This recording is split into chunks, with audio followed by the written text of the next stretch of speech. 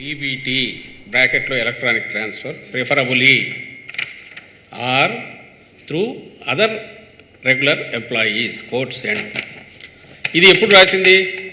మార్చి 30th. దాన్ని మళ్ళీ వీళ్ళు వెంటపడి ఇళ్ల దగ్గర ఇవ్వమంటే ఇప్పుడు ఈ లెటర్ 26th April దీంట్లో దాన్ని మెన్షన్ చేస్తూ కిందే మళ్ళీ డైరెక్ట్ చేశారు. It is requested to follow the direction issued by the commission in letter and spirit so that beneficiaries may avail intended benefits without any hardship. So March 30th రాసిన ఆ రోజు రాసిన లెటర్లోనే డీబీటీ ప్రిఫరబులీ డీబీటీ అన్నారు EC. ఈసారి రాసిన letter దాంట్లో దాన్ని letter and spirit implement చేయమని రిక్వెస్ట్ చేశారు. దీని అర్థం ఏంది? ఏడాదిగా ప్రయత్నించిన సంతానం కలగలేదా? నోవా IVF లో ఫెర్టిలిటీ ఎక్స్పర్ట్స్ ను కలవండి. మాతృత్వం కల నెరవేర్చుకోవడానికి ఉచితంగా సంప్రదించండి. డీబీటీ అనేది ఆ రోజు రాసినప్పటికీ వీలైనంత త్వరగా ముగించాలనే ఉద్దేశంతో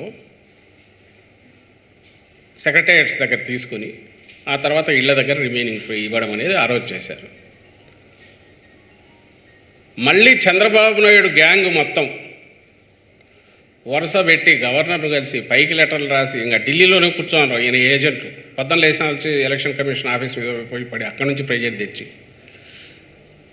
ఇక్కడ CS గారి మీద ప్రెజర్ పెట్టి CEO అయితే ఎవరి చేతుల్లో చెప్పు చేతుల్లో ఉన్నాడని వర్తపెట్టే స్టోరీస్ రాయించి మొన్న కూడా ఈ మధ్య CS చేతిలో CEO ఉన్నాడా, CEO చేతిలో CS ఉన్నాడా అంటూ ఈనాడులో బ్యానర్ స్టోరీస్. వాళ్ళను బ్లాక్మెయిల్ చేసి ప్రెజరైజ్ చేసి మళ్ళీ ఓ లెటర్ తెప్పించారు. వాళ్ళు ఏం చేశారు? దాన్నే రిపీట్ చేసి ఆ పాత లెటర్లో ఉన్న దాన్ని మళ్ళీ కోర్ట్స్లో పెట్టి దాని ప్రకారం మీరు అటు ఇటు కాదు లెటర్ అండ్ స్పిరిట్ ఇవ్వండి అన్నారు. అందుకు ఈరోజు ప్రభుత్వ అధికార యంత్రాంగం ఏం ఏర్పాటు చేసింది? డీబీటీ ద్వారా ఎంతమందికి అయితే ఉందో దాన్ని పోషిస్తుంది. మిగిలిన వాళ్ళు ఎవరైతే అది లేని వాళ్లకు ఇళ్ల వద్ద అరేంజ్ చేసి ఇళ్ల వద్ద ఇచ్చే ఏర్పాటు చేస్తుంది. తప్పు ఎవరిది ఇందులో? ఎవరిది తప్పు? ఎవరిది పాపం? చంద్రబాబుది కాదా? మీది కాదా? చంద్రబాబు మీది అని కూడా అనబుద్ధి కావట్లే. నువ్వు తిట్లు చూస్తా అంటే రోజు నువ్వు ఏకవచనంలో సంబోధిస్తా. నీది కాదా చంద్రబాబు? జగన్మోహన్ రెడ్డి గారు నువ్వు తిట్లు చూస్తా అంటే నువ్వు అసలు మనిషివేనా అని అనిపిస్తుంది. అసలు మనిషి జన్మెత్తెత్తినా కూడా అర్థం కావట్లా. ఈరోజు వరుస పెట్టి చదివితే 50 దాకా తిట్టిన తిట్లు అటు తిప్పి ఇటు తిప్పి ఇంకా అలాంటివి రోజు మొత్తం మీరు లెక్క పెడితే బహుశా ఆయన ప్రసంగం అరగంట తాగితే 27 నిమిషాలు పైగా తిట్లే ఉంటాయి అనుకుంటున్నాను. ఏమేమో మాట్లాడతాడు. భూమికి భారం అంటాడు, జన్మభూమికి భారం అంటాడు, తల్లికి భారం అంటాడు.